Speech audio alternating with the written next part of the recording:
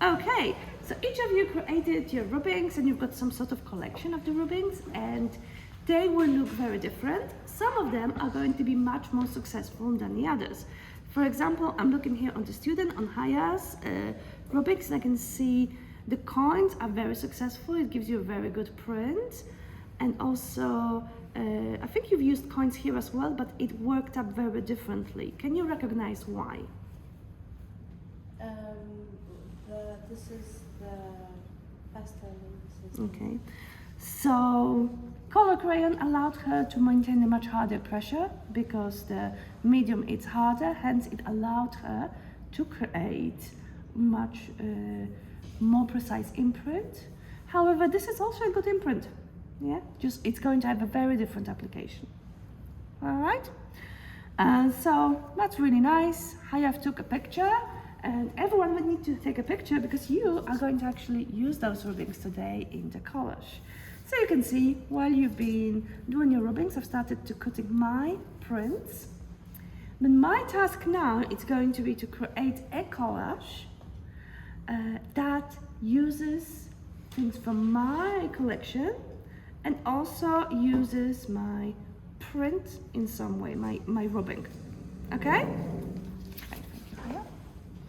Alrighty, the size of the collage, it's going to be pretty small, A5, and what I'm going to say is when I'm going to look at your collage, I'm not as much looking at the perfection, so how well you've cut things and stuff like that, but I'm looking on how you're going to combine the things together. So I've spread out a few things here that I've got from my collection.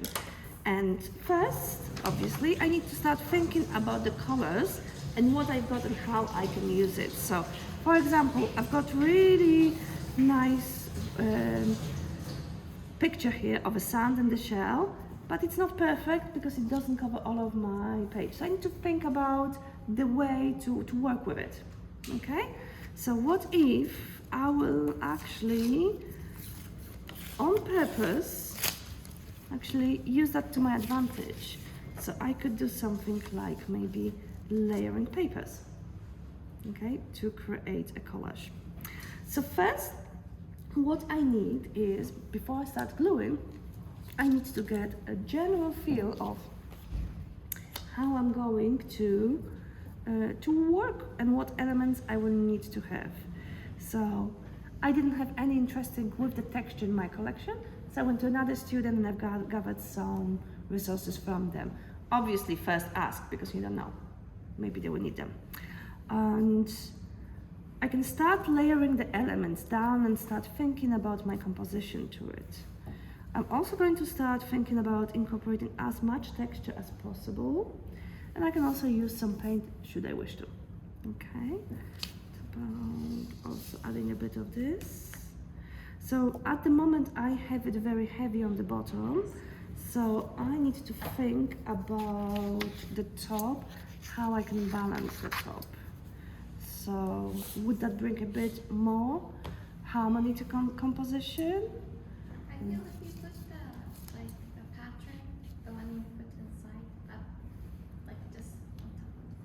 So it's all about, actually, before you commit to something,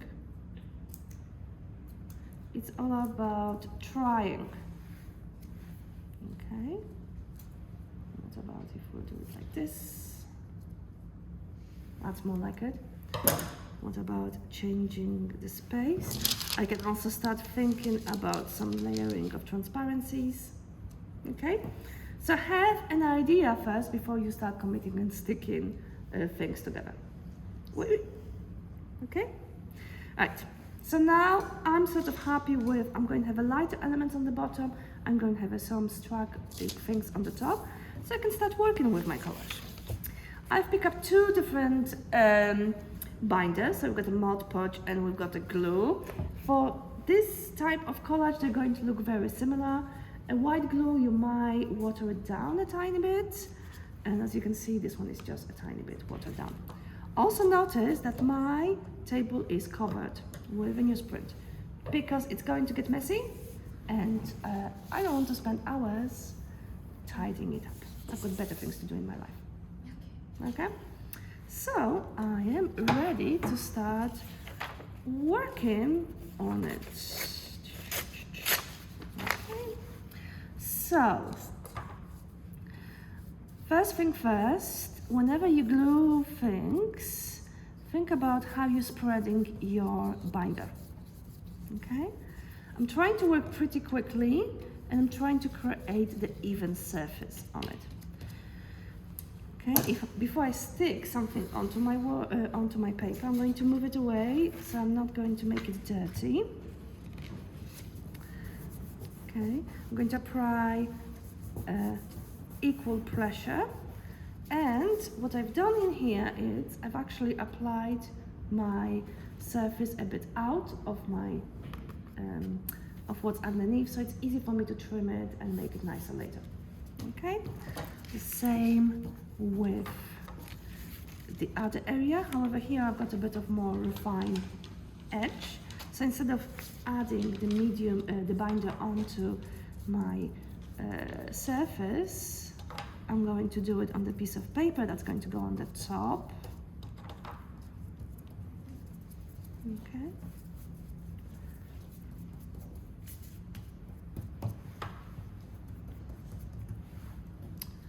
Alright.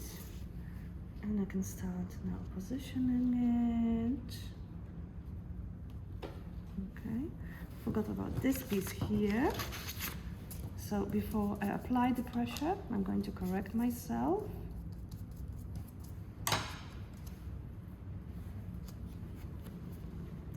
Because while things are still wet, on the beginning it's easy to lift it up. In a few minutes that would be impossible. Okay. So before I go on with the main elements, I've talked about a bit of shears. You can use tissue paper or tracing paper into your advantage if you want to soften the differences between either your colors of your materials or textures of your materials. So applying a bit of tissue will give it a tiny bit of opacity, sort of like a bringing things together. Okay. Just because you had your first initial idea doesn't mean that you need to stick exactly to it. Okay. I know I want to have a heavy bottom and something striking on the top, but you know, I can shift things and move things up. I want to point out to you what's happening here with the tissue that I've applied. Okay, start lifting up a bit. Okay, so different quality of the papers. Some of them are going to be, you're going to be able to stick them flat. Some of them are not going to stick flat, and that's normal. Okay. It's very, very gluey here, so I'm going to apply another newspaper on the top, so it's easier for me to work. Okay. In terms of what's on your collage, it doesn't have to have any meaning. You are striking for a composition that is interesting. Oh, here's a happy mistake, I like that. Can you see? That black on my, on my rubbing, it's actually giving up the color. So instead of being angry about it, I'm thinking like, okay, it's a happy accident. How can I work with it? Could it add to my collage?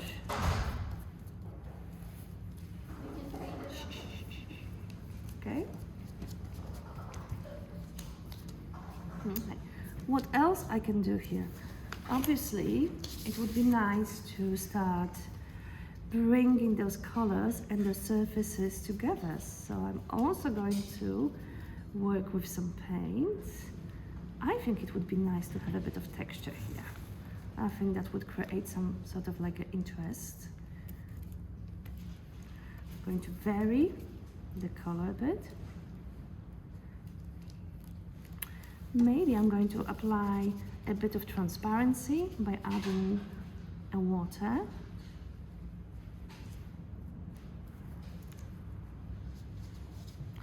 want you to have fun with it, right? Okay. So it's all about layering, having an idea, taking a picture of this idea so you remember where is your starting point, but then playing and adding and refining.